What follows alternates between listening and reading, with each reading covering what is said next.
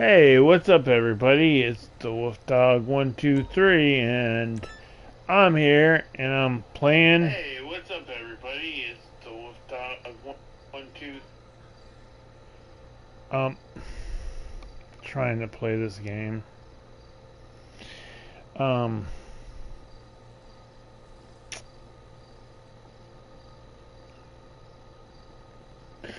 well, anyways, I got back on here, and yeah, it's probably me watching. Um, so what happened was I was going on my stream and they cut me off. I don't understand how they cut me off. I was still on and they cut me off early for some reason. I didn't do anything. So anyways, okay, so I want to play some people's missions. I was gonna do this earlier. I tried to do it earlier, but it didn't work. Okay, let's try it again. Play job. Bookmark. Mission. AI. Let's go.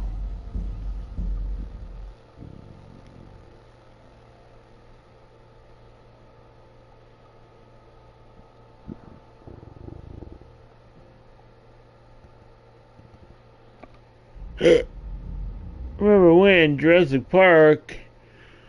Oh. Alright. Will I get in trouble for playing YouTube videos on here? Oh no. Alright. Well, let's see. I'm gonna play this video, and if I don't get in trouble, then fine. Okay, copyright shit. Oh well.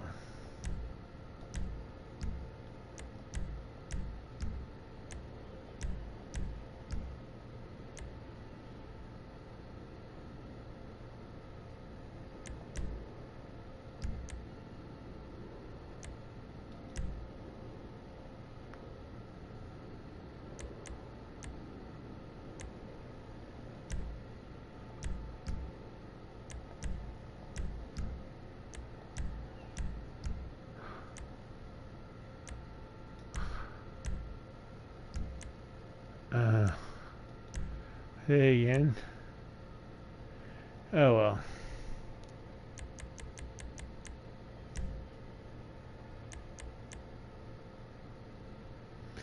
Well, see if I get anybody on there. Even Decon.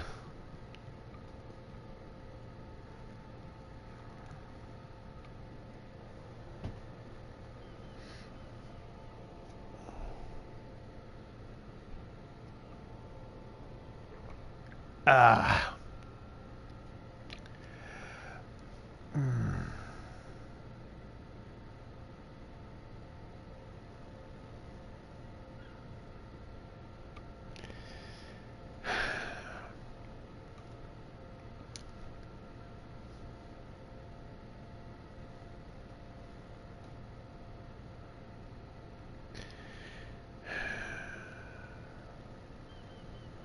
Dun, dun, dun, dun, dun, dun, dun.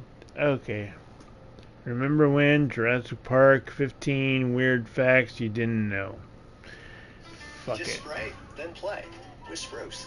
Pet friendly, weed deadly. When it's time to add my son to our car insurance, I'm scared to even think about my wallet.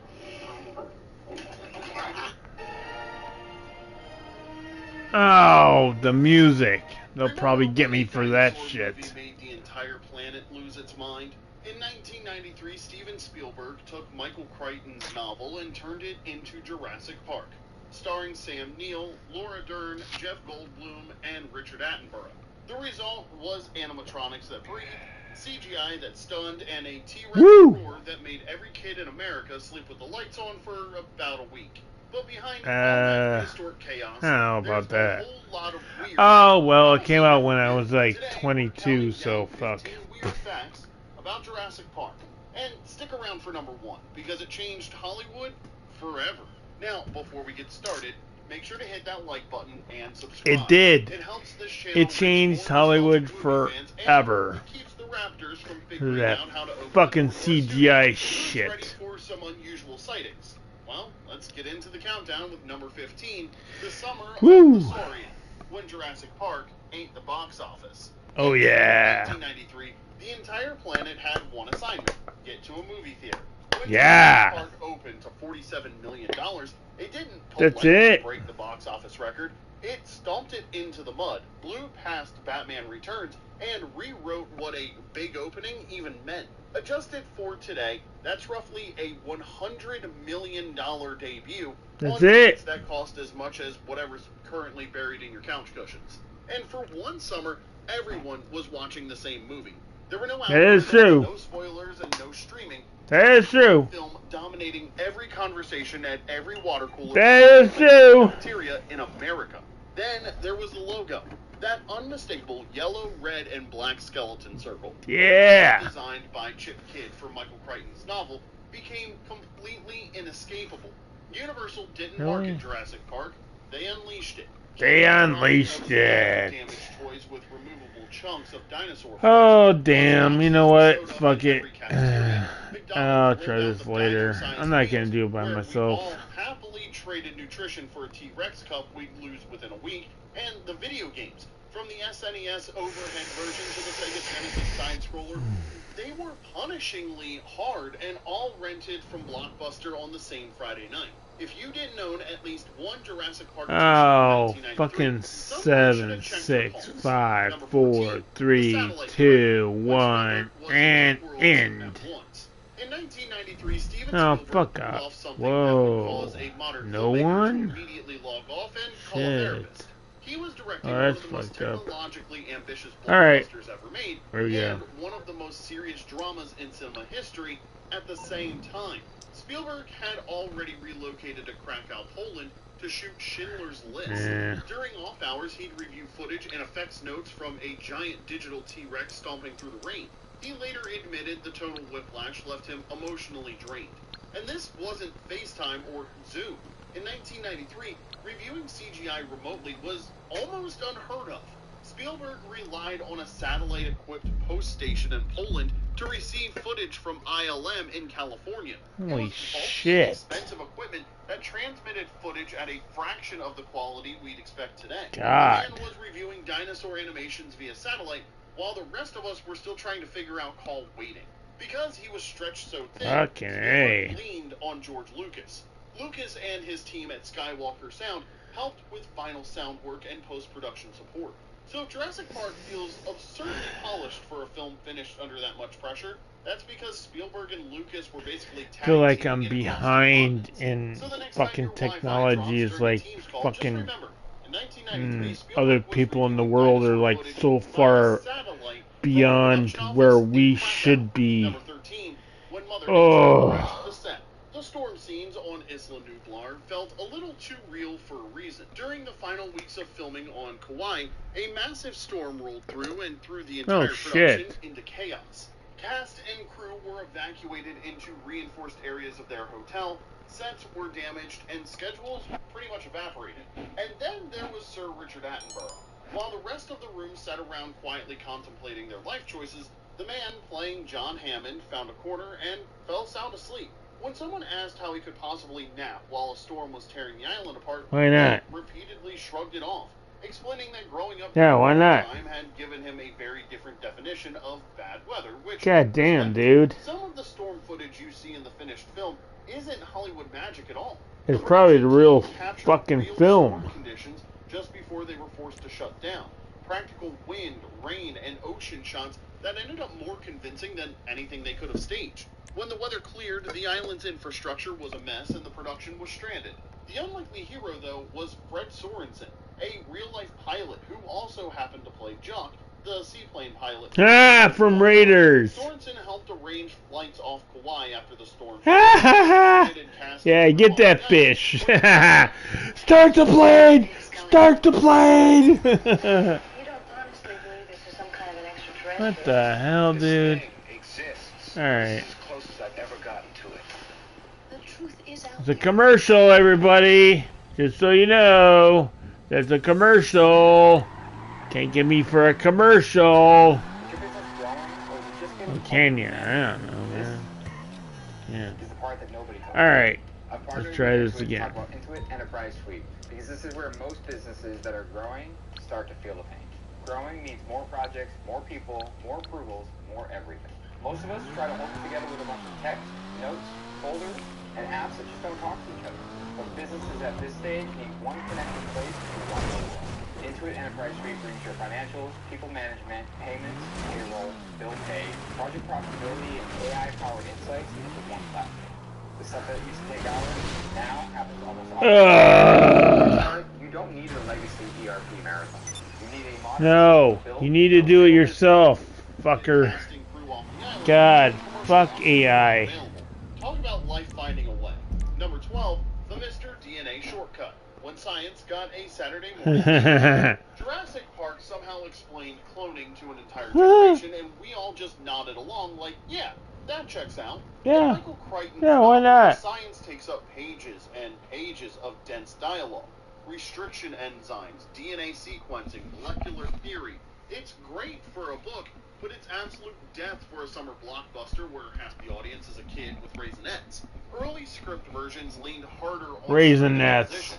Yeah. Sitting through lengthy Fucking explanations that grounded $6, the maybe momentum. $8 now. Spielberg immediately For saw the problem. fucking half So, he turned it into a cartoon. Raisinets you Enter Mr. got DNA, before. a goofy, grinning Maybe it's mascot even who $10. Who terrifying knows? Science down into Fuck. a 2-minute explainer that felt more like Schoolhouse Rock meets a theme park Uh. sequence. They cast veteran cartoon voice actor Greg Burson. known Good for luck. stepping into Good classic luck. Hanna-Barbera and Don't Looney Tunes, die.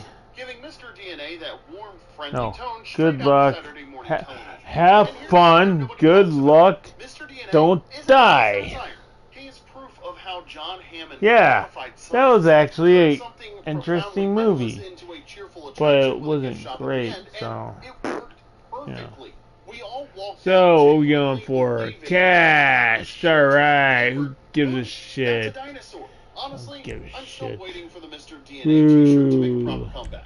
Number 11, The Rhythm of Fear, when bass vibrations summoned the T-Rex. Forget the teeth, forget the roar. The moment that made an entire theater hold its breath was a glass of water sitting on a dashboard.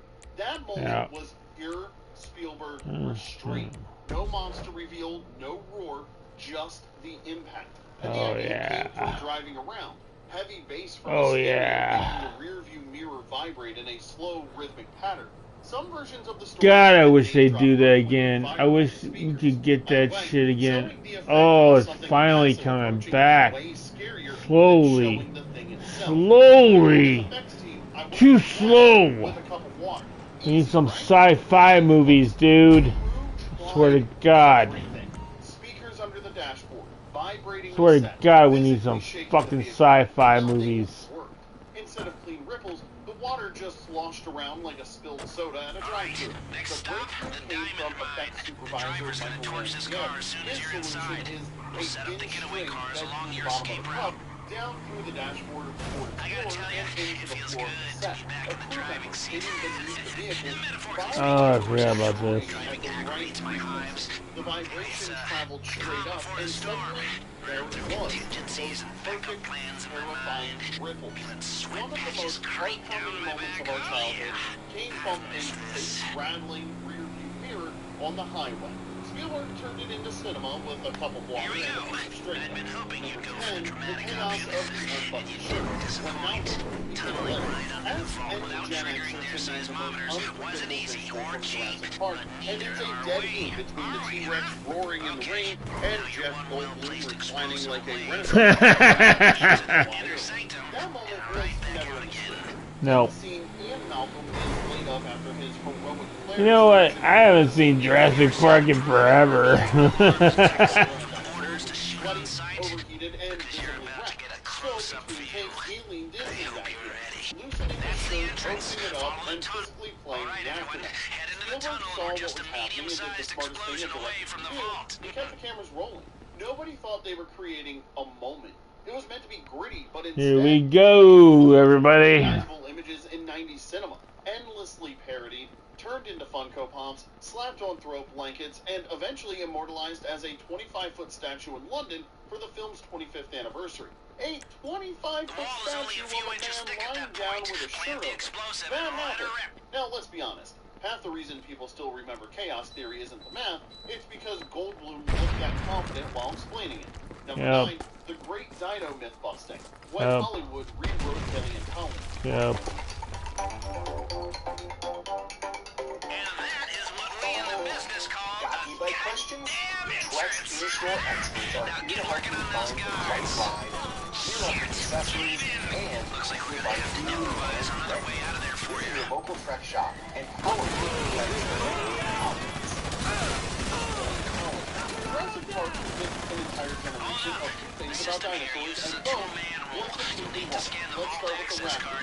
The actual Velociraptor mongolensis was roughly 30 pounds, likely feathered and dangerous to small prey, but it wasn't exactly opening heavy industrial doors.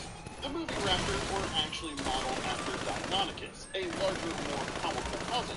But Deinonychus sounded more like a medical condition than a blockbuster monster, so Crichton had already opted for Velociraptor in the novel, a name that sounded fast and cinematic, like a high-end sports car that fights back. Accuracy lost, and the vibes, they won. And the cosmic punchline was, while the movie was first in production, paleontologists announced the discovery of Utahraptor, a massive new species with proportions eerily similar to the film's raptors. Stan Winston famously joked, "We made it, then they discovered it." Now, the other big lie. Alan Grant whispering, "Don't move, he can't see you if you don't move." That became a Gen X survival lesson. One problem, though, it was completely wrong. T-Rex had forward-facing eyes with strong binocular vision and massive olfactory bulbs. Basically, it's the dino equivalent of a bloodhound. Standing perfectly still while sweating through your khakis wouldn't have fooled anything. So why did Spielberg sell us this? In the novel, the dinosaurs were patched together with modern DNA, including frogs. Spielberg leaned into that ambiguity because watching a terrified kid try not to twitch while a 7-ton predator glares down is way more cinematic than instant death. Great movie, terrible textbook though. Number 8, the Dilophosaurus, the biggest 90s gaslight in Jurassic Park. Every kid in 1993 learned the same lesson the hard way. If something in Jurassic Park looks friendly, you're already in trouble. The Dilophosaurus doesn't roar, doesn't stomp, it just tilts its head, makes a friendly little chirp, and then permanently rewires your trust in small creatures. But the version we saw on screen was basically a sci-fi monster wearing a dinosaur costume. The venom? There's zero scientific evidence that any dinosaur could spit venom. That was Crichton's invention. The vibrating neck frill is completely fabricated as well, inspired by the modern frilled lizard. And the size? In real life, Dilophosaurus was over 20 feet long. The movie version was deliberately shrunk so it wouldn't be confused with the raptor. Spielberg wanted it to feel harmless, the kind of thing you walk toward with your hand out right up until you deep into gravity. Even the sounds were designed to create a false sense of safety. That little hooting noise before the attack, it was designed to make you relax, just long enough to stop paying attention. We all remember that moment. Nedry slipping in the mud, the glasses, the slow realization that this wasn't a gag, it was a nightmare wearing a smile. It's the reason that, to this day, none of us trust anything that looks like it wants to play fetch. Okay, we're halfway through the video, so I'm going to take a quick pause, and if you're enjoying this trip through Isla Nublar, hit that like button and subscribe. It keeps this channel running smoother than a Ford Explorer on a clear day, which, let's be honest, didn't last long in this movie. Alright, let's get back to the countdown with number 7, the 15-minute masterclass. Spielberg's lesson in less is more. Now, here's a number that will mess with your head. The dinosaurs in Jurassic Park are on screen for about 15 minutes total. In a 127-minute movie. And of those 15 minutes, less than 6 are CGI. Spielberg understood that keeping the dinosaurs rare made every appearance feel like an event. And limiting the CGI, the ILM team could obsess over every scale, every blink, every strand of drool. That's why the effects still hold up over 3 decades later. He'd learned this the hard way on Jaws. The shark kept 40 minutes. so he hit 40 it, seconds. lost their minds anyway. 40 It's the same playbook seconds. here. Hide the dinosaurs, let the jungle do the work. Then there's the physical weight. When the T-Rex presses down on the roof of the Ford Explorer, that 30 car seconds. actually sags. That's an animatronic weighing up to 13,000 pounds bearing down on real metal. The actors aren't reacting to a 20 tennis ball seconds on a left. stick. Don't die. That's Stan Winston's domain. His team built raptors that could act and a T-Rex that could breathe, blink, and bite, all entirely Gas mechanical. incoming. The 10 full-size seconds. Rex required specifically modified soundstage That's it. space Get the just hell out to of there or you're operate. dead. 15 minutes of dinosaurs, 3 decades Come of on. long. Come on. Restraint hits harder than Oh, expected. fuck Number off. 6, the raptor's weird love language. You can close your eyes during Jurassic Park, but it doesn't help. Those raptor sounds will find you anyway. Sound designer Gary Rydstrom constructed the raptor vocals by layering Looking dozens good. of Get animal all that sources across into the finish something line, and entirely we're new. home and And dry. one of the most infamous ingredients is tortoises You'll during need to sync mating. your key That card swipes harsh, on the way out, barking too. quality woven into the raptor calls came from a very private, very unromantic moment in the reptile world. Rydstrom layered those recordings with aggressive bird hisses for the threat displays, heavy animal breathing for physical presence, and high-pitched marine mammal distress calls for the sharper shrieks, like that freezer squeal that made every kid in the theater grab the armrest. In 1993, this was painstaking work. There They've was no reinforced the massive security visual room, and that's your library only to way pull from. out. You went Get out ready. into the real world, recorded animals doing strange things, and reshaped those sounds into something that was Don't relax once you've made it to the top of the shaft. We're not out of the woods yet. Remember, those raptors are stalking the kids while partially powered by tortoise mating calls, and somehow it's still one of the most terrifying sequences ever. Number 5, the T-Rex that hated rain. 13,000 pounds of animatronic dinosaur, and the one thing that nearly shut it down wasn't a power failure, it was a rainstorm. During the rain-soaked breakup, the full-size animatronic T-Rex was getting absolutely drenched. The thing was built with foam latex skin, basically a giant sponge. As the rain kept pouring, the Rex soaked up dangerous extra weight, stressing its internal systems and triggering electrical glitches. The You know result what they say? was a In shivering, the event of twitching, emergency, leave all valuables dinosaur behind and do having not a use the full-on elevators. meltdown. Yeah, Oh, color well, sensation root never touch-up. mind. You'll get up to 100% We've got some heavy root chatter coverage on the without police ammonia. It frequencies. only takes Sounds you like about they're 10 sending minutes. news. Color sensation root touch. An amazing deal, baby.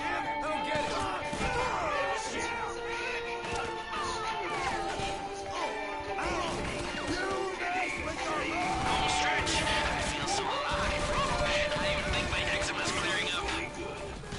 Long meltdown scene takes. So the crew became the world's most overqualified towel squad. Sponges, rags, handheld hair dryers. Imagine being an Oscar-winning effects artist and your primary job is blow-drying a giant dinosaur's armpits. But the real unease came during lunch breaks.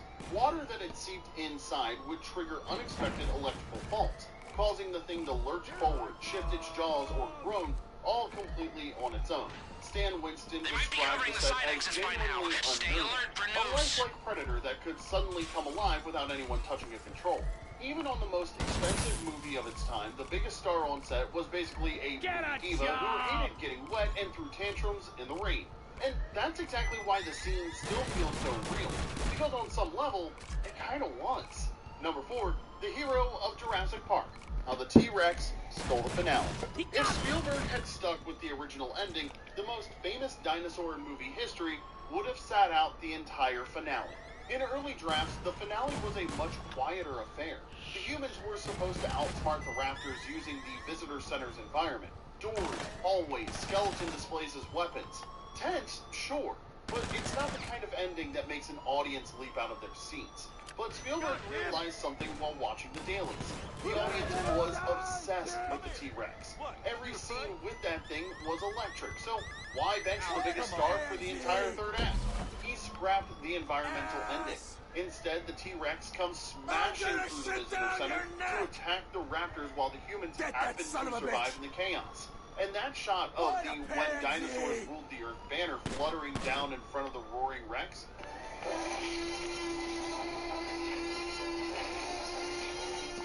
reportedly added late in production, turning a rescue scene into a coronation. That single decision changed how audiences felt walking out. Instead of escaping the dinosaurs, they were cheering for one. The T-Rex went from the thing that terrified you in the rain to the thing that saved your favorite characters in the finale and cemented the Rex as the face of the entire franchise. Number 3, from 3D CEO to Grandpa of Dinosaurs. John Hammond walks through Jurassic Park in a white linen suit, tasting ice cream while there's green glasses around him, and somehow you feel sorry for him. That was never the plan. In Crichton's novel, Hammond was more sharp than Grandpa. He yelled at his grandchildren, obsessed over profits, and dreamed of selling tiny genetically engineered mini elephants as luxury pets. And when nature fought back, a fall down a hill, a broken ankle, and a pack of copies finishing the job. No tearful farewell, no redemption, just lunch. Spielberg wanted a Hammond you could root for. The kind of man who reminded you of Walt Disney tinkering with impossible ideas. With Richard Attenborough stepping into the role after a 14-year acting retirement, mind you, Hammond became the gentle, wide-eyed dreamer watching his life's work fall apart in real time. A cold billionaire getting eaten by his own creations? That's just karma. A kind old man standing in a crumbling dining room, staring at a melting ice cream, realizing his grandchildren almost died because of his ambition?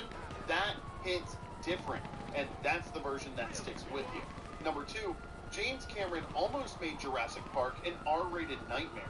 Jurassic Park almost had a very different director and a very different body count. In 1990, multiple directors wanted Michael Crichton's manuscript, but 2 names were at the front of the line: Spielberg and James Cameron. Spielberg secured the rights first, thanks to Universal's Getaway cars, go! The driver has them in position. Something like Okay, the Aliens, decoys but are go. with They're dinosaurs. splitting up to cover Forget it. Now's all your the wonders. chance. These dinosaurs would have been relentless killing machines. An R-rated survival horror film. Dark hallways. Go! body counts, and the kind of tension where nobody feels safe Where are we for a going? single second. And the casting? Spielberg gave us Sam Neill's quiet intensity and Jeff Goldblum's Again, charm. cars. Cameron's track Okay. record. It's hard not to picture someone like Yeah, Schwarzenegger stomping through Isla Pilar with heavy artillery. Less life finds a way, and more get to the chopper. Cameron later praised Oh. the balance of Chopper's awe, over here, too, terror, huh? wonder, Okay. or fear. I That know balance that. is what made the movie a cultural event instead of just another creature feature. But let's be honest, there's still a part of all of us that wants to see Cameron's version. Somewhere in a parallel universe, that Just movie got word exists, from the and decoy. it's We terrifying. don't have long before they have to tap Meanwhile, out. Spielberg doing Make the Avatar most also of kind it. Never mind. Let me get on to number 1, the digital Big Bang when dinosaurs went digital. Bill Tippett, the king of practical creature effects, was building go-motion dinosaurs. All right, the Frame by decoy frame, is out. shot by You're on shot. your own now. Everything was on track. But then a guy named Steve Spaz Williams at ILM decided to go rogue. Williams wanted to see if computers could do it better. He was told no, the tech wasn't ready. He went ahead anyway, working nights on his own time. Wow, we really kicked the hornet's nest. It's amazing how fast the police response time is when the guy calling 911 is a billionaire. Oh, or should I say, ex-millionaire after his next insurance premium comes through. He saw it, and his Economic jaw justice hit is the a floor. beautiful The team thing. added skin, texture, a full render, and suddenly the impossible became real. Bill Tippett was in the room. He watched his life's work, decades of stop-motion mastery, get upstaged by pixels in a matter of minutes. Ooh. He leaned over and said what would become one of the most quoted lines in visual Ooh. effects history. I think I'm extinct. Spielberg loved it so much, he reportedly worked it into the script. Dr. Malcolm's dry observation about extinction, that's believed to have come straight from Tippett's gut punch of a reaction. Now, here's the thing. Tippett never disappeared. Spielberg kept him on as a dinosaur supervisor. His job? Use his decades of expertise in animal movement to guide the digital animators. How should a wreck shift its weight? How does a raptor turn its head before it strikes? Tivic's knowledge made the CGI feel real. One unauthorized animation test, done in secret on someone else's time, changed the entire trajectory of Hollywood filmmaking. Every CGI creature that followed traces a line back to that moment at ILM, the moment Steve Williams hit play and Spielberg saw the future. That's not a movie fact. That's the moment every dinosaur, alien, and superhero you've seen on screen since 1993 became possible. All because one guy stayed late and hit play. And hey, there you have it. 15 weird facts about Jurassic Park you probably never knew. Which one caught you off guard, and do you have one that we missed? Drop it in the comments. I don't know. And if you've been holding I on really to one pay of those attention. McDonald's Oh dinosaurs. well. I don't know if I'll get in trouble for this. Neurotic. Gillette Clinical has twice the sweat-fighting ingredients. Gillette. Get in trouble for fucking ads. Dr. McCoy is right in pointing out the enormous danger potential in any contact. I'm watching Neurotic, and they're playing a clip from Star Trek. So, you know what? Fuck you if I fucking get... I don't know why I get flagged for this. He's not getting flagged for it. He's putting on his shit. And he even has fucking the Star fucking shit Academy on here.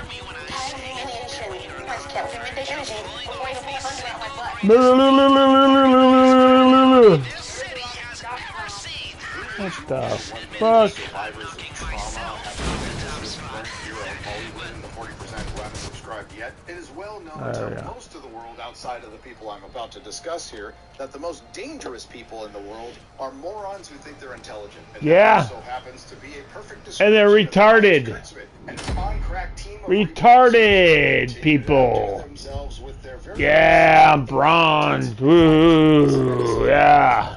211,000. 142,000. come off as something deep and profound, all within a 20, series that is, of course, 214,000. Yeah. dull and really dumb while trying to come off Ooh, as we got something that deep one. and profound. Oh, we If didn't this get was that just one. Any other show from Hollywood, you would just say, well, it's Oh, a well. day that ends in Y, but this is Star Trek, which at one time wasn't All just a right. series, wasn't That just a means film I've franchise, earned it was an American institution. about On that note, I don't want to be a $1 prisoner of the million moment, but I've given this a lot of in thought, and this is not only 5 the hours. worst Star Trek Yay. it's not only the worst science fiction television ever made. It is not only the worst genre television Woo. ever made. It is the worst television Woo. ever made. And if you haven't seen it and you think I'm being a bit hyperbolic, well, You have not seen what I have seen. Kurtzman Trek is Star Trek for dummies, made for kids, and it is what our For friend retarded anti-entertainment. motherfuckers. This time around, a character from a previous Kurtzman show, which has the Oh, and I liked her acronym too. STD returns. It God. is the unfortunate acronym of SA, and yes, that's what I feel has been done to my mind. Great. In this latest episode, the kids are put Essay. Anyone who has watched the I show finally get those phrases now. Essay. within the show, while they're their way through it. And it turns out our good friend Little Platoon had the best description of Kurtzman Trek. It's Star Trek for theater kids. Previously on Star Trek Starfleet Academy. Star Shit Academy. You mean? I want to shit all over the place because I don't know how to make Star Trek. Ooh, look at that. I'm all white. Woo, I'm all white. Here's my ray controller. I'm over here. I'm over here. I'm over here. Wait a minute. My hand. Hello. Hello there. Ah! No! Ah! My! My God! Why? Ah! Ah! Ah! My God!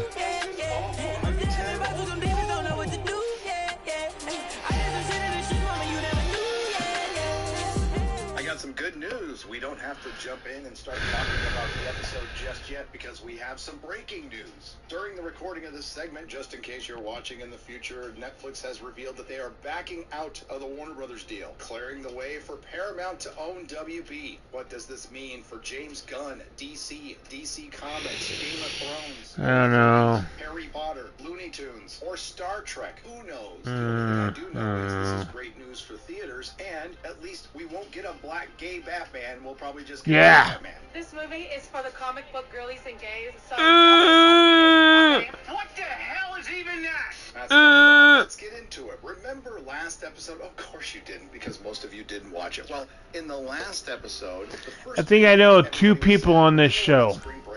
Caleb and Gaiden. Gaiden. Yeah, Gaiden. Because he's gay. He's a gay Klingon. What the fuck is that shit? Fucking Klingons are not gay. Fucking Klingons are a warrior species. They are like fucking a warrior species. And they don't fucking gay. They're not gay. Fucking Kurtzman, gay Trek.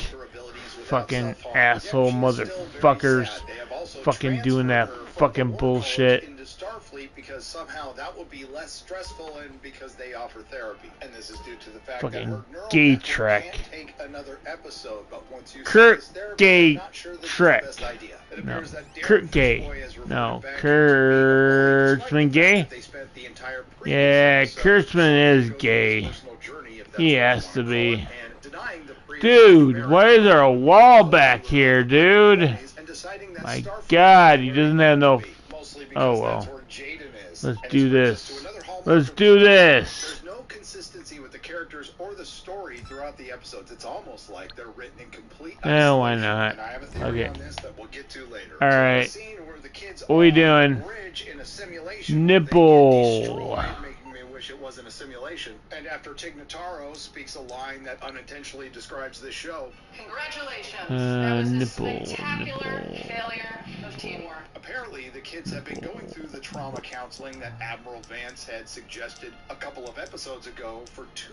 months, and it isn't enough. So they need a specialist, and it comes in the form of another STD character flaring up. Fan favorite Tilly. And when I say fan favorite, I mean one fan likes her. Played by pre-Ozempic Mary Weissman. This is what she looked like in the show. This is what she looks like now. Watch out for those side effects. And continuing on You know what? Hallmark Fuck it. Kurtzman Trek with character inconsistency, I'll Tilly do doesn't that even one. act like she did an STD. Oh, well, you're all still I already asleep. know what Wakey, this one wakey, is. Fucking Arachnogino and Bakey. I'm Lieutenant Samantha. Arachnogino and Bakey. Seriously?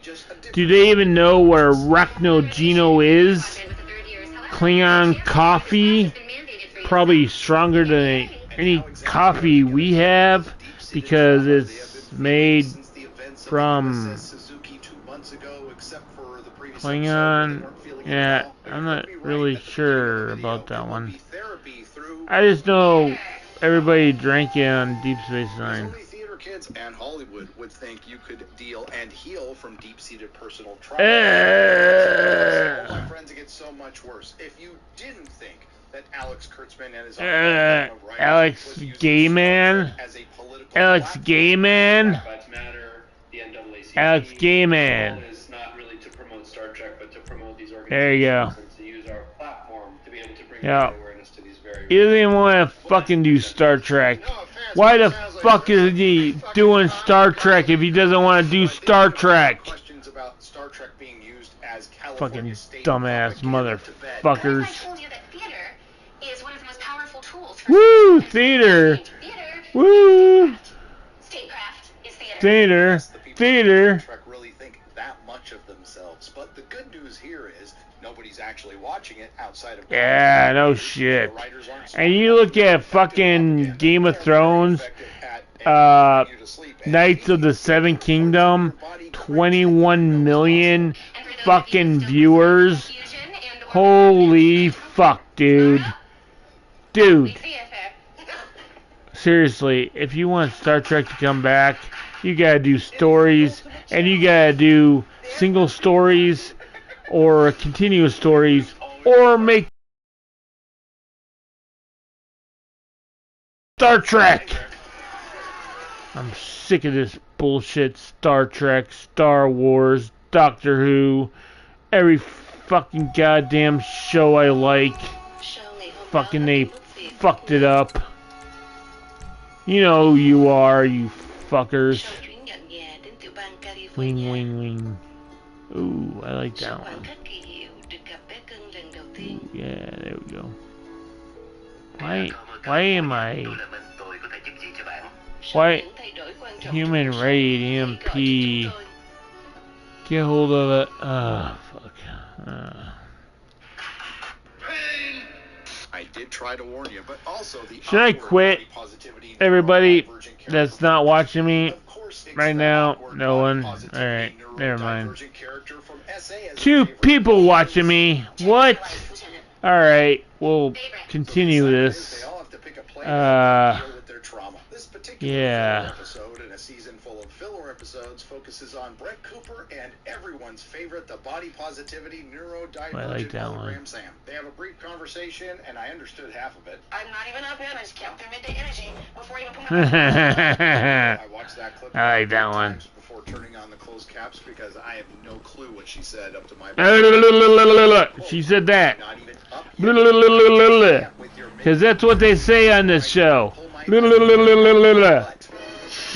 don't fucking quote that I'm sure will go down in the annals of Star Trek history. Now I can hear you asking the question, God damn it. Why would a hologram need to pull underwear out of her butt? And why would a hologram need a bed? Oh, fine. I had to eventually fine. Those captions was they're both sad. After the credits roll featuring 21 producers, Living This is not only a show for theater kids, it's a show for wine-ons in Hollywood. All the EMP is out at sea, but get over to Elborough Heights first.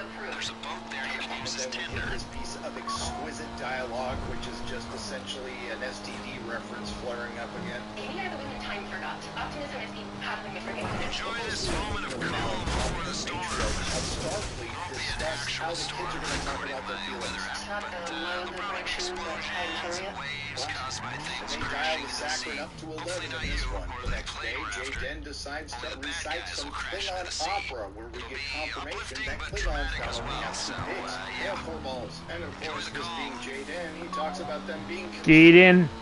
Yeah. Gaiden's awesome. Oh, yeah. Now he's doing this while he has a cold, so after giving a little bow, Jaden is sent to his room because he has COVID. And Jaden is gone for the rest of the episode, and normally I would be grateful for this, but considering it makes me miss his brand of French, because the rest of this 1 hour and 4-minute episode is solely focused on feelings in space, and the play they pick is Our Town by Thornton Wilder, apparently the greatest American play ever written that I honestly have never heard of, and if anybody tries to shame me for that, they need to understand I really don't care. Now, this is a concept that Star Trek of the past could have made compelling, considering it was in the hands of real artists, but this one was executed with the precision of somebody wielding a chainsaw while simultaneously being electrocuted. Because I looked it up, the play Our Town is about cherishing the simple, everyday moments of life while we can, as humans often fail to appreciate them until death reveals their profound value. Speaking of that, it's those simple moments of activity in a story that work as a foundation that hold the whole thing together, and it's the one thing the writers of Kurtzman Trek are completely incapable of. The discussion of this play is thankfully interrupted by Sam glitching out due to the phaser damage he received on the USS Nakatomi. Now, how did a hologram that was shown to be permeable receive phaser damage? They still haven't fully explained that. And now Sam is dying, and before I get anybody's hopes up, she survives. She has to go back to her homeworld and cast with the Doctor and Holly Hunter, and the next 42 minutes of this 1 hour and 4-minute episode are focusing on the Doctor's feelings about living so long and losing so much. The body Sam not being able to process her feelings, and Brett Cooper essentially being able to process her feelings because they've given her a rogue storyline from the X-Men where she's feeling she's worried that she'll hurt people. Her classmates seem to be treating her like a monster when she ended up saving everybody with her feminist empowerment scream, and the only people she killed were a bunch of cannibal Also, there's a scene with the class where Brett Cooper won't talk about her feelings. What are you doing? There's a scene in a shuttle where Sam, the neurodivergent body positivity hologram, talks about her feelings to the doctor, who won't talk about his feelings. And we get this wonderful piece of acting that's just so Sam. You know what I want? I want to fall on my butt and die of humiliation. And then I want my best friend to make me feel better.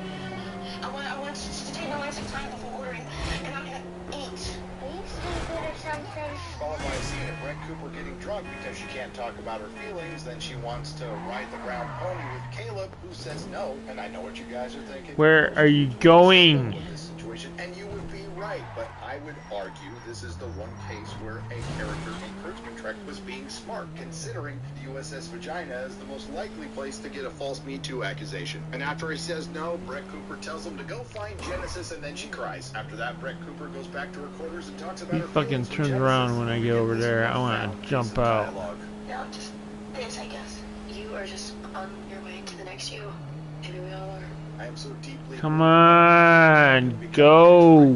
But if you are always on your way to Damn, the next this is you, the slowest and car I'm always ever. on my way to the next me, who's the next I? These are the things I ponder. Yeah. I ran into a few things, so what? Come on, right there. There you go. There you go. Right there, right there. Go there and go. Yes, yes, yes. Go. Oh my god, you don't have to fucking. Oh my god.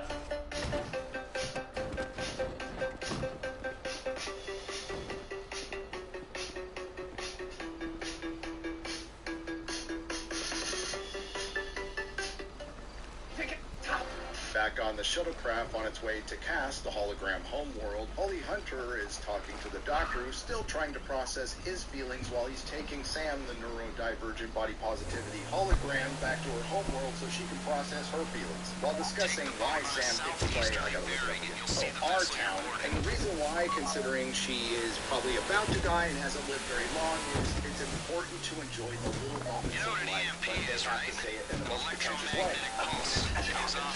All the electrics in the vicinity. They're keeping it at a high-drain jump chip with 40-year-old technology. Anything newer would rely on circuitry and get taken out by the pulse. Well, I think I can do one better. Yeah, I know. An insurgent in an EMP or non-standard equipment for a raid like this. Based on Reshkovsky's in-depth knowledge of the facility, the schematics he provided, we've been able to come up with a plan with a high probability of success. Neurodivergent hologram Sam is from a planet called Cass, which exists in a unique configuration of space-time due to its extreme gravitational gradient. So time passes faster there. Every 3 days or not? Goes by years. Okay. And yes, that's how she acts throughout the series. Anyway, 3 months is 5 years. 608 pass on Cass. That's why it's odd when the doctor says this.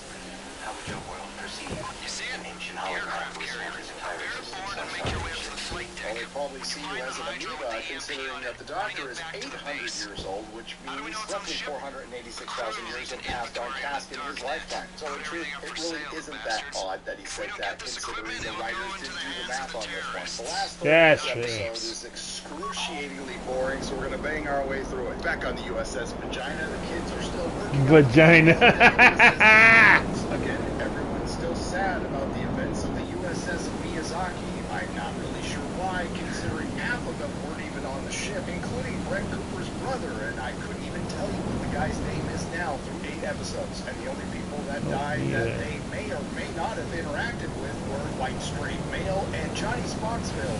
Most of them hated. I don't even know her name. Most affected, the kids from the War College and Romulan Girl weren't even in this episode. And Brett Cooper is sad and angry because they transferred her from the War College to Starfleet because supposedly they had therapy against her will, and because everyone's treating her like a monster for saving their worthless lives, and not a word of acknowledgement about the entire crew that died on the super secret ship from the super secret base that had the super secret sonic weapon that they were going to use in space. Anyway, after Brett Cooper walks away in a huff, the kids get together later and decide to theater their way through their feelings that half of them shouldn't even be feeling. Meanwhile, back on Cass, Holly Hunter and the doctor and Sam talk to Orson. Is anybody going to remember talking to Orson on the We have been boarded. to show not being consistent with their characters, and the previous centric episode Orson sounded like this.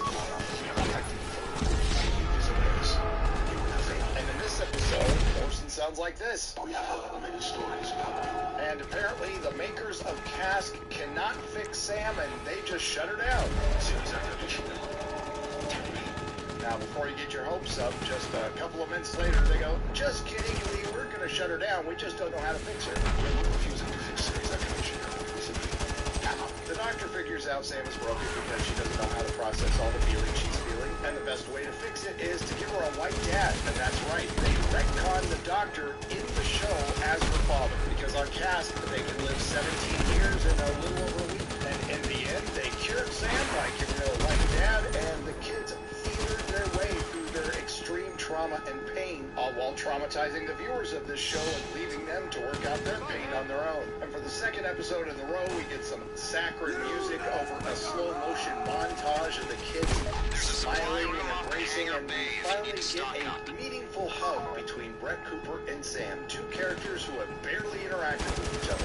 So ends the worst episode of Starfleet Academy, which just so happens to be the worst series within Kurtzman Trek, which is the worst Star Trek within Star Trek. And seeing that there's 2 episodes to go, I will say, for now, Lost in the Stars tried to be something deep, weighty, serious, philosophical. And in truth, we got an episode that was ham-fisted, annoying, nonsensical, hollow, melodramatic, and just plain dumb. And it shouldn't surprise anyone that this episode was written by 2 women with no science fiction experience whatsoever. Jane Maggs and Gaia Viola. And no, writing for past Alex Kurtzman projects is not experience. I think it actually creates inexperience. But the big news is Paramount will be taking over Warner Brothers. And they have a lot of new toys now, including DC Comics, and I should probably dedicate an entire live stream and video on that one alone. And David Ellison and his consortium of investors will also have the distribution rights of things like Game of Thrones, The Lord of the Rings, Harry Potter, and all the DC movies. James Gunn's having a bad day. Now, my preference was nobody bought Warner Brothers, but the best of 2 bad options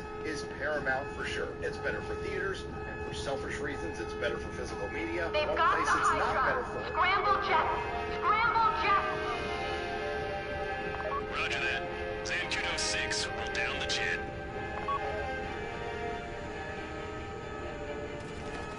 Or doesn't want to go to college. Down those jets before they down you. I am not Will write putting you a out of your recommendation letter wreckage. to MIT. Would you like to go on a date? What do you have in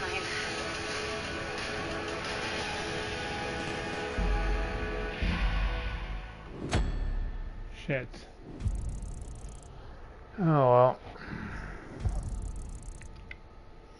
Well, we Is tried. Essentially, it's a less grievous wound, because as with all mergers, there's still going to be redundancies and massive layoffs. There's a lot more to say about this, and I'll do it in a separate video. But what does this mean for Star Trek? I won't argue that it looks like the writing is on the wall, and it's finally the end of Kurtzman Trek. But the biggest question is, when is that end? I guess I'll answer that question with another question. What would be an easier way to win back old fans and bring in new ones? Continuing Kurtzman Trek for the next 2 years Nope. with Strange New Worlds Season 4 and 5 and Starfleet Academy Season 2, and keeping Kurtzman Trek as canon as Paramount goes into the 2 proposed movies, which will either be a reboot, a retcon, or God forbid, a continuation, praying you can get past the brand damage and somehow get old fans back and somehow get new ones, or an intellectual property that hasn't just lost 1 generation, it's lost 2, or you take the hit, buy out Kurtzman, can Strange New Worlds Season 4 and 5 and Starfleet Academy Season 2, put all of Kurtzman Trek into the Kelvin timeline, and start fresh with either a new TV show, which would be perfect, or your 2 proposed Star Trek movies, and you do something crazy like have a crew on a ship going on a mission sometime in the late 24th century past the TNG, DS9, and Voyager storylines, all while rediscovering this thing called masculinity. The latter would be the easiest way to get back fans, and it would certainly lose a lot of egos and cost you some money, but I would argue all of that will be insignificant compared to the overall value of the Star Trek brand, which I'm going to be real, has been damaged beyond all recognition. Time will tell, but it still remains astounding that Paramount spent over $100 million producing Starfleet Academy, and it is, without a doubt, the worst television show produced in the streaming era. Yet, as bad as this show is, the one thing that should concern all of you is that the writers of this show are allowed to drive, boat, with anything sharper than a sport, and walk around free among us without supervision because they're a danger to themselves and others. Earthrodded.com. Please like, share, and subscribe. If you didn't like what you heard, I thank you for listening. I'll have a see you in the next video. One more signal lost.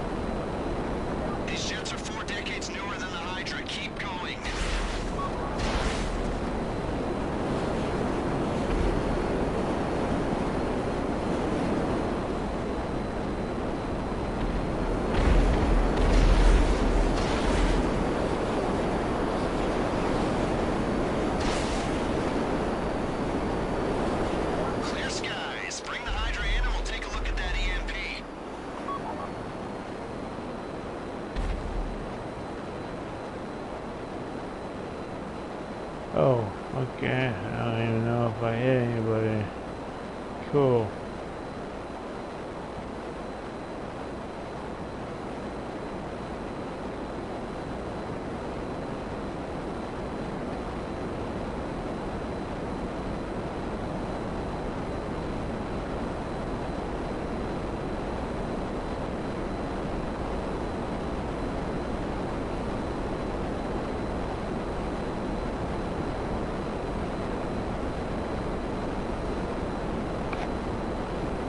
Ooh,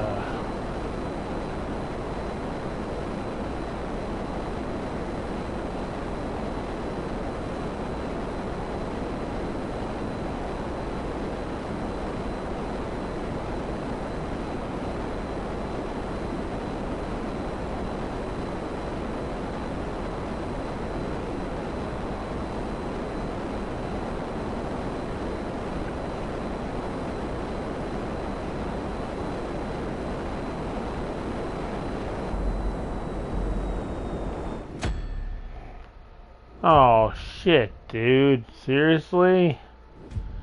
Wow. We got off the damn thing and you blew it up anyways?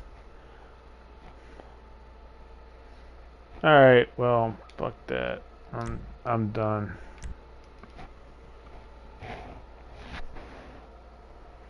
I tried to help him. You know. Tried.